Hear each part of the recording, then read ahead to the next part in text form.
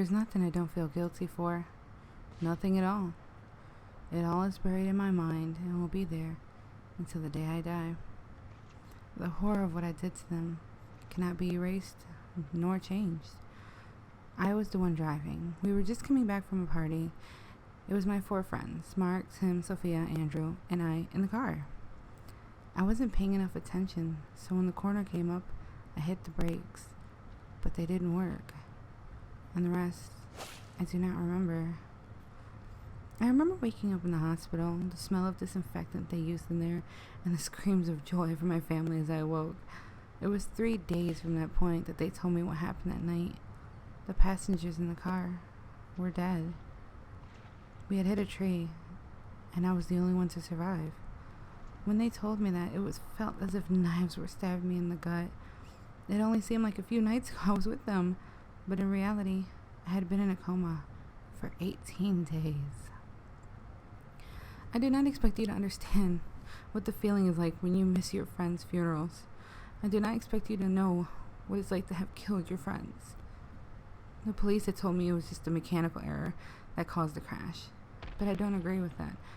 I took my eyes off the road. I might have been able to correct it. I remember on my last night in the hospital, I heard a whisper. Not loud, it was barely audible.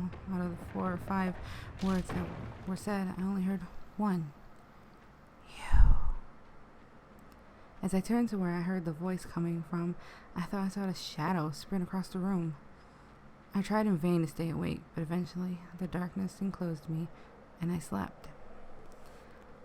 The next day I asked the doctors about what happened, and they told me it could be from the injuries I had gained from the crash, and not to think much of it, just to get rest and make sure I stay hydrated, and eventually they'll go away.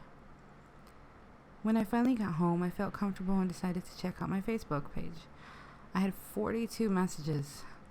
Most of them were abuse due to what had happened, although some of the people had also sent apologies for what I was going through and tried to be empathetic. I was just about to log off, but a message came up. It was from Andrew.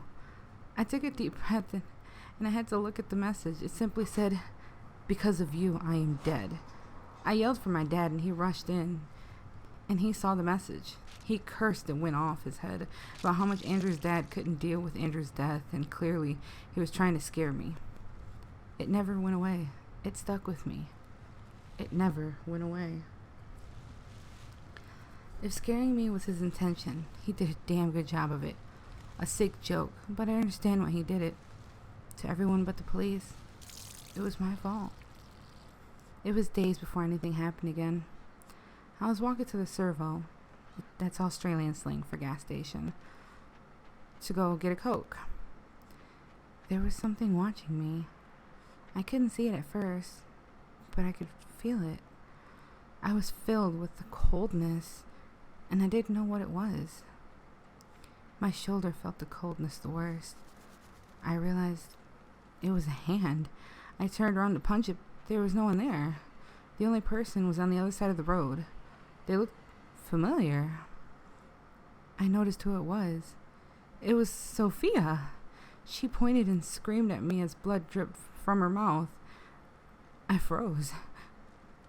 I didn't know what to do. Then she vanished. I wish I had died. I was trying to sleep that night. All I could hear was whispers until there was a high-pitched whisper. I woke up, but I didn't dare get out of my bed. They were all there. Tim, Sophia, Andrew, and Mark. They looked normal until Andrew looked at me and said, "Because of you, I am dead." He then proceeded to pull shards out of his face, blood gushing out from the wounds. But there wasn't screams from him, only laughter, and that was all. Then, once again, they disappeared.